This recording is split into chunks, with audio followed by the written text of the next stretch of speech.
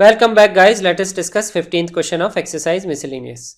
Find the distance of the line 4x plus 7y plus 5 equal to 0 from the point 1, 2 along the line 2x minus y equal to 0. ये एक बहुत ही important question है, not only from the point of view of CBSE, लेकिन इस type के question objective में भी आ सकते हैं. तो ये क्वेश्चन जेईई मेन में भी आ सकता है.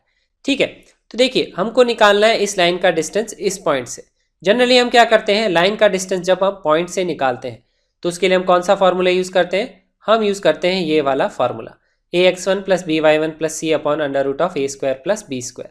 ठीक है, लेकिन ये फॉर्मूला ध्यान रखिए कब लगता है, जब हम लाइन का पॉइंट से डिस्टेंस निकालते हैं, परपेंडिकुलर डिस्टेंस.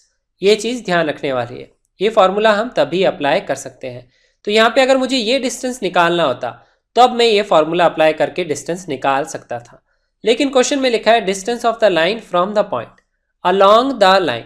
इसका क्या मतलब है, इसका मतलब क्या है कि अगर मैं सपोज इस लाइन को बनाऊं यहाँ पे, तो मुझे पता है मुझे ये डिस्टेंस नहीं निकालना है, तो मैं इसको हाइड कर देता हूँ और एक लाइन मैं यहाँ पे बनाता हूँ रफ डायग्राम में 2x minus y equal to 0.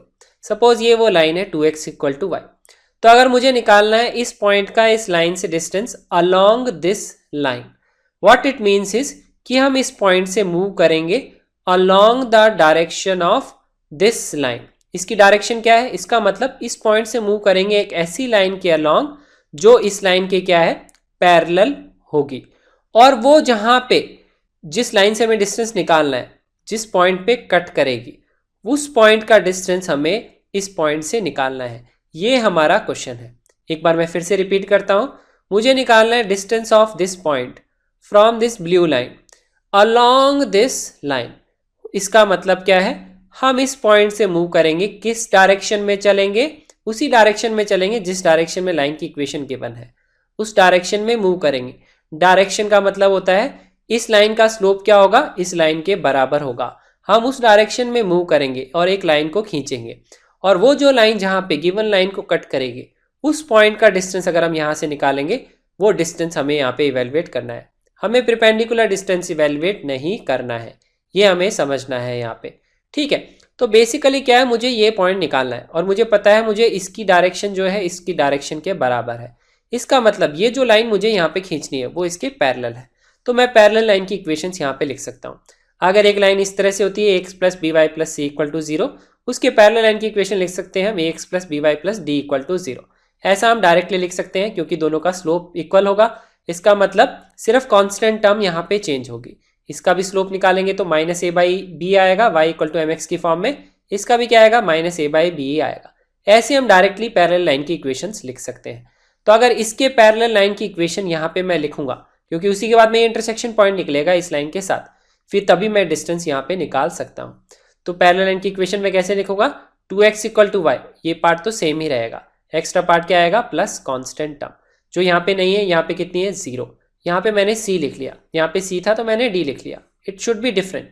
ठीक है, अब c की वैल्यू हम कैसे निकालेंगे, हमें पता है ये जो लाइन की इक्वेशन हमें निकालनी है कहाँ से पास कर रही है, 1, 2 से. इसका मतलब ये जो लाइन है इसमें क्या सेटिस्फाई करेगा, x को 1 सेटिस्फाई करेगा, y को 2 सेटिस्फाई करेगा. तो ये वैल्यूज अगर हम यहाँ पे पुट करेंगे तो वैल्यू आएगी, c की वैल्यू कितनी आएगी, इक्वल टू 0. इसका मतलब क्या है, यहाँ पे c है ही नहीं. ठीक है, देयर इज नो c. इसका मतलब क्या है, जो लाइन की इक्वेशन हमें पहले गिवन थी ना 2x इक्वल टू वाई, वो सेम ही लाइन है. मतलब ये जो पॉइंट है ये इसी लाइन के ऊपर लाई करता है. तो इसको लाइन को हमको अलग बनाने की जरूरत नहीं थी, ये सेम ही लाइन थी. तो लेकिन एक चीज समझिए, कोई जरूरी नहीं है कि जो लाइन हमें क्वेश्चन में लिखी हुई हो उसी लाइन पे ये पॉइंट लाई करता हो.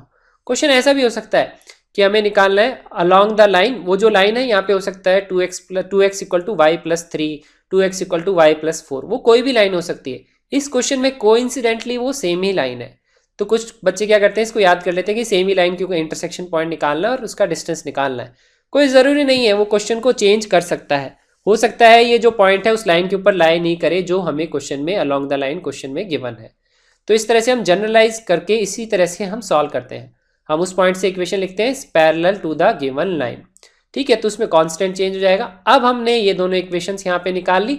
अब हम क्या निकाल लेंगे, इंटरसेक्शन पॉइंट. फिर डिस्टेंस फार्मूला से हम निकाल लेंगे डिस्टेंस. तो इंटरसेक्शन पॉइंट निकालेंगे तो उसके लिए क्या करेंगे, y को लिख लेंगे यहाँ पे 2x और इसके लिए हम सॉल्व कर लेंगे. तो x की वैल्यू यहाँ पे आएगी -5/18 और x की वैल्यू हम यहाँ पे पुट कर देंगे, तो y की वैल्यू आएगी 2x, वो आएगा -5/9। अब x और y कोऑर्डिनेट हमें पता चल गया है इस पॉइंट के, वो क्या है -5/18 और -5/9। अब इन दोनों पॉइंट के बीच में हम लगा लेंगे डिस्टेंस फार्मूला और हमें मिल जाएगा ये डिस्टेंस। तो डिस्टेंस d की वैल्यू आएगी √1 माइनस ऑफ -5/18, वो आएगा 1 + 5/18। यहाँ पे आएगा 2 माइनस ऑफ -5/9, वो आएगा +5/9। इसको सिंप्लीफाई करेंगे, एलसीएम लेंगे तो आएगा 23/18 का होल स्क्वायर और 23/9 का होल स्क्वायर। हमें यहाँ दिख रहा है 23/9 का होल स्क्वायर हम कॉमन ले सकते हैं, तो इसको ऐसे लिख सकते हैं। यहाँ पे क्या आएगा 1/4 आएगा, क्योंकि 1/2 का स्क्वायर बच जाएगा। ठीक है, यहाँ पे ये वैल्यू आएगी 1। इसको आप सिंप्लीफाई कर सकते हैं, 23/9 बाहर आ जाएगा और आएगा √5/2। ठीक है, ये आप सॉल्व कर सकते हैं। ये आ गया हमारा इस क्वेश्चन का आंसर। इसमें हमने एक बहुत ही इंपॉर्टेंट कॉन्सेप्ट सीखा, किसी भी पॉइंट का डिस्टेंस किसी भी लाइन से अलोंग सम लाइन हम कैसे निकालते हैं। तो हम क्या करते हैं, उस पॉइंट से जिसके अलोंग निकालना है उसके पैरेलल लाइन खींचते हैं और उसका इंटरसेक्शन पॉइंट निकाल लेते हैं, फिर हम डिस्टेंस फार्मूला से डिस्टेंस निकाल सकते हैं। तो ये आ गया हमारा इस क्वेश्चन का answer. Thank you so much for watching this video. Do like it and share it with your friends. अगर आपको इस कॉन्सेप्ट में अभी भी कोई डाउट है तो कमेंट्स में आप नीचे लिख सकते हैं and I will get back to you as soon as possible. ये वीडियो आप अपनी फेसबुक वॉल पे भी शेयर कर सकते हैं ताकि आपके फ्रेंड्स भी ये कॉन्सेप्ट सीख सकें। You can also subscribe to our channel to get updates on the new videos and have a nice day.